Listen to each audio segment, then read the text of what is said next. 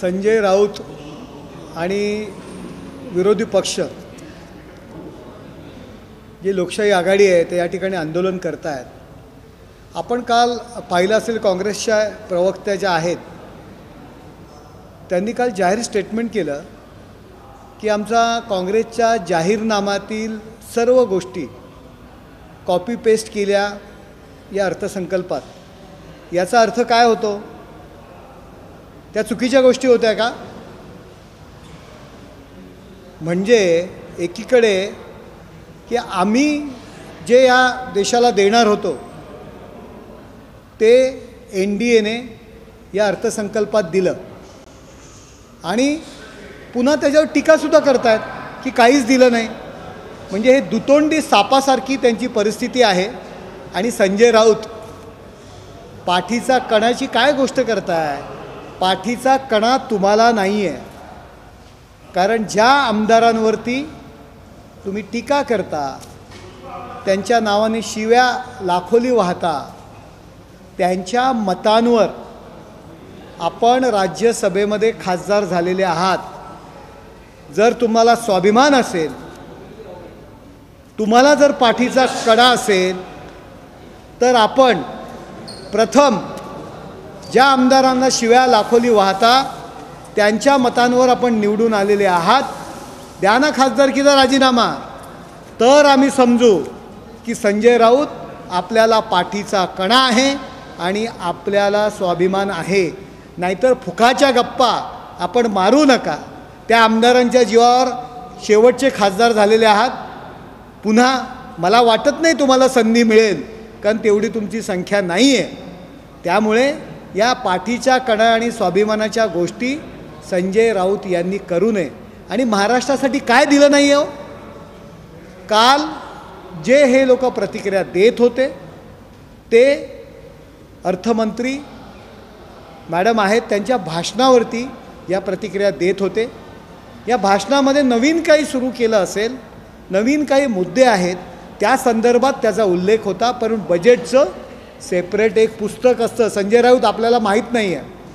आपण जरा माहिती घ्या की बजेट काय असतं. माझ्यासारख्या छोट्या कार्यकर्त्याने तुम्हाला समजवायला नको, कारण तुम्ही केवळ हे बजेट, महानगरपालिका, विधानसभा, अर्थसंकल्प हे तुम्हाला काहीही माहिती नाही.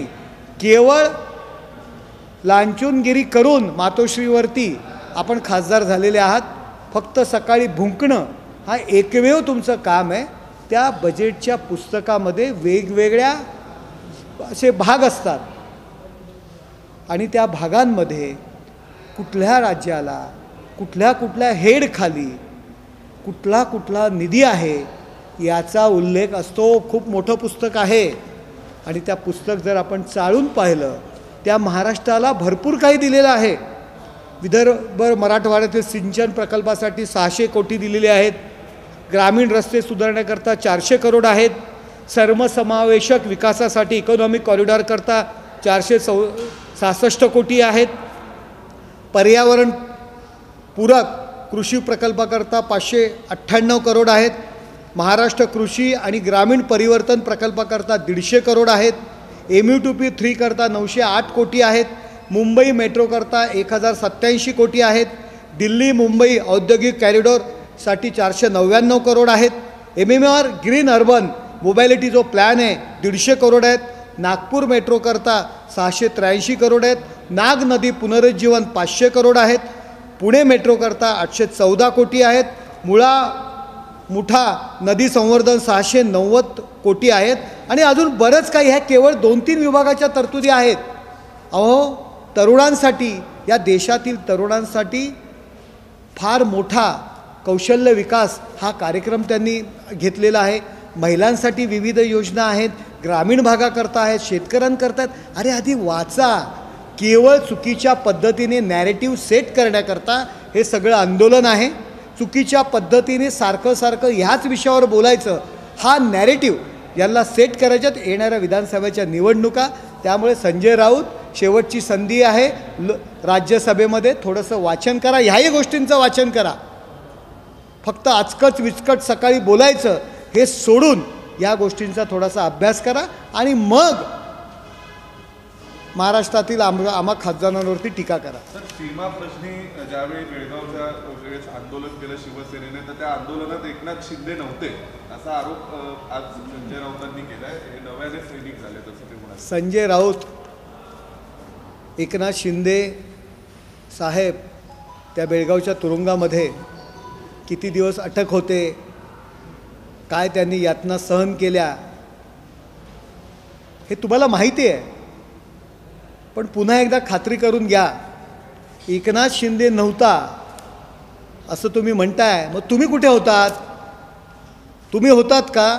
तुम्ही त्यावेळी पगारावरती एका साप्ताहिकांमध्ये हिंदू हृदय सम्राट शिवसेना प्रमुख माननीय बाळासाहेब ठाकरे यांच्या विरोधात लेख लिहित होतात तेव्हा. त्यामुळे तुम्हाला एकनाथ शिंदे बेळगावच्या आंदोलनांच्या वेळी कुठे होतात हे बोलण्याचा अधिकार नाही आहे. आपण खरडेगाशी करत होतात एका साप्ताहिकामध्ये, याची आठवण तुम्हाला करून द्यावी लागेल. सर, आज अनिल देशमुखांनी दावा केला की उद्धव ठाकरेंना अडकवण्यासाठी दबाव होता, आमच्यावरती आदित्य ठाकरेंना अडकवण्यासाठी दबाव होता, अजित पवारांना अडकवण्यासाठी दबाव होता. अनिल परबांचं नावही घेतलं. कोण कुणाकरता दबाव करत होते, यांच्यासोबत कोण कोण अधिकारी होते, यांची नेमणुका कुणी केल्या होत्या, ते सचिन वाझे म्हणून एक नाव आहे. पोलीस दलातून बडतर्फ झालेल्या अधिकाऱ्याला कुणाच्या शब्दाखातर, कुणाच्या प्रेशर खातर त्या पोलीस दलात घेतला. आणि मला अतिशय वाईट वाटतं आहे की आत्ता जे उद्योगपतींच्या नावाने शिमगा करतात, उद्योगपतींना मारण्याच्या धमक्या देण्याकरता अँटेलियाखाली ज्यांनी काही बॉम्ब सदृश्य वस्तू ज्यांच्या कृपेने ठेवल्या गेल्या होत्या, तीच मंडळी त्या लग्नामध्ये कोण असा फोटो काढतंय, कोण असा फोटो काढतंय, काय चाललं होतं, कोण नाचतंय. अरे पण त्यावेळी कुठे गेलं होतं जेव्हा खालती बंगल्याच्या खाली, बिल्डिंगच्या खाली बॉम्ब ठेवण्याकरता लोकांना प्रवृत्त केलं होतं, तेव्हा तुमचं प्रेम कुठं गेलं होतं?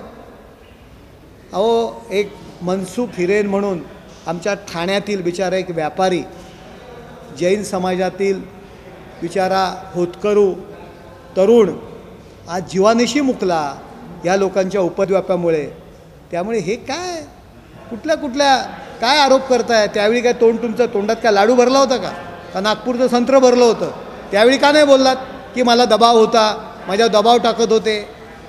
केवळ स्वतःचा बचाव करण्याकरता अशा पद्धतीने या आरोप केले जात आहेत. श्याम मानव यांनी पण तसं. हे बघा, अनिल देशमुख आणि ही मंडळी यांचा इतिहास अख्ख्या महाराष्ट्राला माहिती आहे. आणि ज्यावेळी तुम्हाला अटक केली त्यावेळी तुम्ही का नाही बोललात?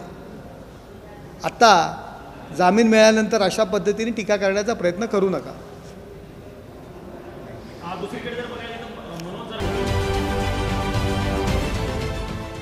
देश विदेशातील प्रत्येक घडामोडींचे लाईव्ह अपडेट मिळवण्यासाठी आता साम टीव्हीच्या सर्व सोशल मीडिया प्लॅटफॉर्मला लाईक, फॉलो आणि सबस्क्राईब करा.